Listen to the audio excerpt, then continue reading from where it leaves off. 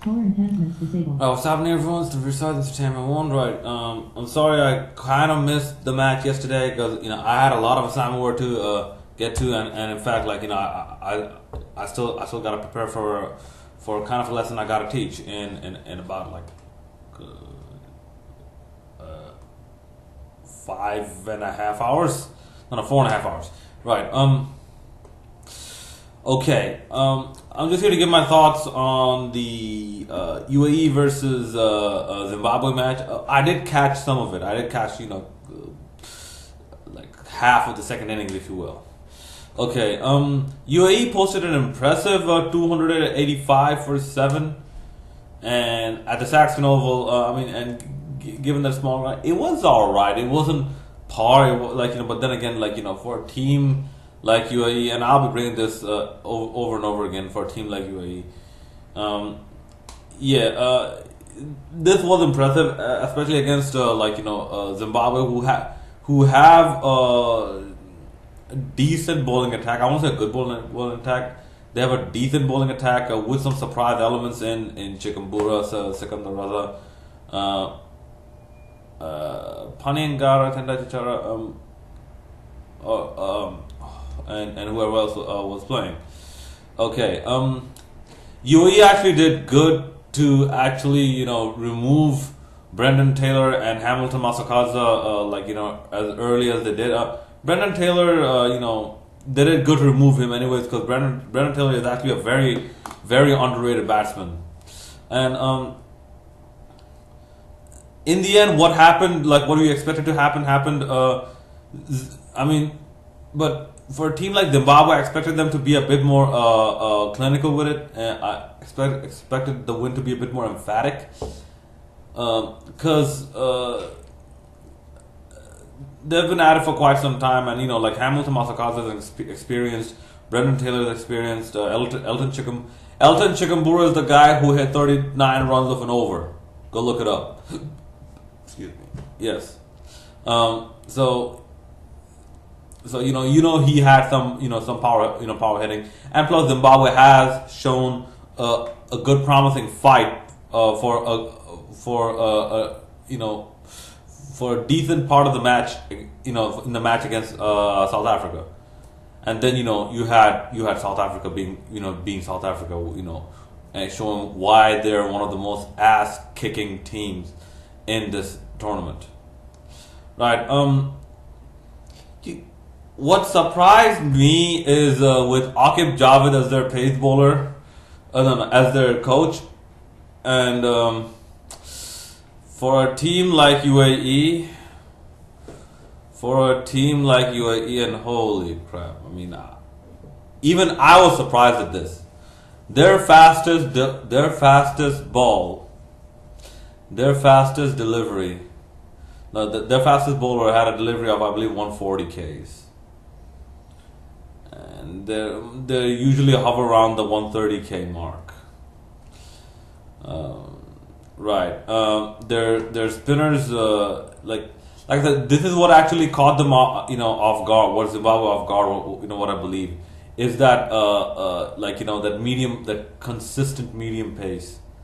And sometimes when you're accurate with consistent medium pace, you can actually get a lot from it. I wouldn't put Jack Callis up there. Jack Callis was a fast, at least a fast medium bowler. Jack Callis used to bowl at 144, 145. He's not medium pace. Maybe Ali Morkel, 115, 120. Right. Okay. So for a team like UAE, and given the people they consist, okay, and given where they come from, and given their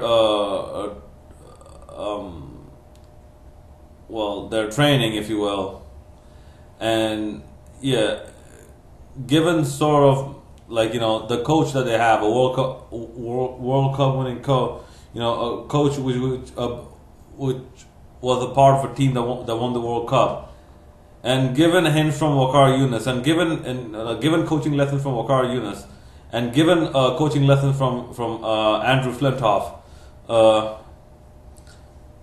and given a lot of conditions where you would possibly get pace bowling, over suit pace bowling, because a lot of the soil that comes in to make the pitches comes from Pakistan. Yeah, given a lot of that, to see 137 as the thing was as the premium, the average pace was appalling. I mean, to me, it's. To me, like, I personally, I don't like, I don't like that team. Like, and if you follow me on this channel, you know why I don't, why I don't like that team. But yeah, at this, we knew that, if Zimbabwe would have lost, then we knew that Zimbabwe had more problems than we ever thought.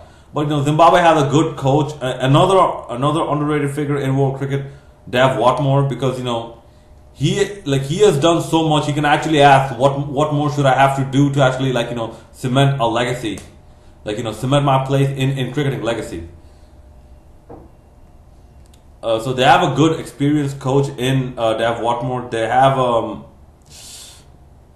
experienced players, and they've been around Test cricket and all that. But yeah, UAE cricket, believe me, they're not gonna go anywhere. It's to do with their whole philosophy. And if you're gonna play with a team that's not gonna go anywhere, get out of cricket. If Afghanistan, they have potential to go somewhere. Ireland have immense potential. They should have been given test status already, right? Even Scotland, to an extent, you can say they kind of have potential. But UAE, looking at their structure right now, they absolutely have no potential. They're kind of forever destined to be squabbling around in the associates area, in the associates team, associates team pool. Yeah, that's kind of their complete destiny. And if you go in with that mindset, step out of the game. Get out of cricket. Cricket doesn't need you. Because if your ambitions are that low, then you might as well give it up for somebody who has higher, for a nation who has higher ambition. I would have loved to see country like Papua New Guinea over here. I would have loved to see I would have loved to have seen the United States over here. At least the United States, perhaps they show a bit more dedication. And yeah, just hosting cricket does not mean dedication, by the way. Just hosting it's a lot more. Hosting cricket has more to do with the financial side of it, and in which thing the ICC have shot themselves in the foot, because UAE was a market to be exploited, to be milked and exploited, and they failed out on that, and they missed out on that. Right. So that's my thought. So those are my thoughts. UAE. All the best, buddy. All the best. You ain't going nowhere. Even if you win matches, even if you surprise a few teams, believe me, UAE, you're not like the cricket. I'm not I'm condescending. This is how it is. This is how it is. This is the fact. If you're too soft to if you're too soft to swallow it, tough luck. Too bad. This is how it is. You have to swallow it. It's the truth. Your UAE cricket is absolutely going nowhere, because there's nothing to initiate interest. Look at who are playing them. Look at who are fucking playing the sport, man. Look at the people who are playing the sport, and it absolutely has no future. UAE are one of those anomaly teams in ICC cricket at the moment. Like, what the fuck are you guys doing? Like, where's your development? Where's your developmental structure?